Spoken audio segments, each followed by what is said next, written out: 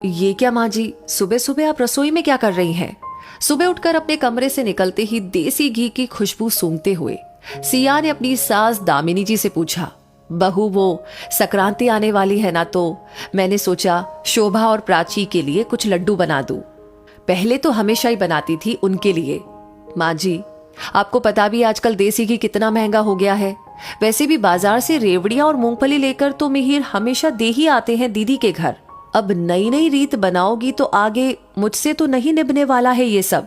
वार त्योहार तो आते ही रहते हैं आए दिन। अब हर रोज इस तरह कढ़ाई चढ़ाकर बैठी रहेंगी तो घर का खर्चा कैसे चलेगा? सिया अकड़ते हुए बोली। बहू की बात सुनकर दामिनी जी के हाथ वहीं रुक गए। ऐसा लग रहा था उनके हाथों में जान ही नहीं है। घर खर्च कैसे चलता है उन्हें भी पता था, लेकिन आज वो खुद को बिल्कुल झल्ली और बेवकूफ समझ रही थी। शायद ठीक ही तो बोल रही थी बहू। पति के जाने के बाद सारी जिम्मेदारी बेटा निभा रहा है, तो बहू को भी हक है ना हिसाब रखने का।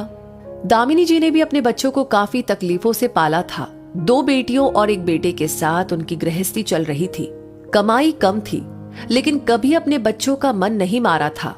उस वक्त बाहर से खाने की चीजें घर पर कम ही आती थी, इसलिए दामिनी जी घर पर ही सबकी पसंद का कुछ ना कुछ बना लेती थी।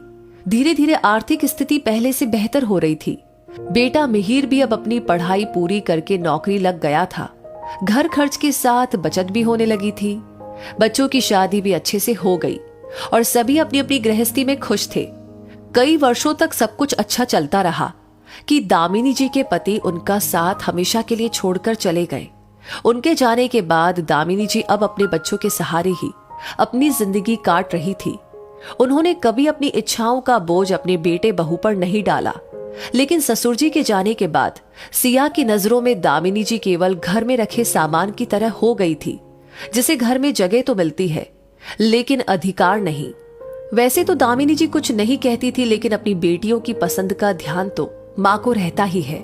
इसलिए वो आज अपने बच्चों के लिए लड्डू बनाने के लिए रसोई में पहुंच गई थी। बहू की बातें सुनकर वो रसोई से निकल आई। आंखों से आंसू तो नहीं टपके, लेकिन मन बहुत आहत था। सिया माथे पर त्योरिया लिए रसोई में आई। देखा घी में बेसन भुन चुका था।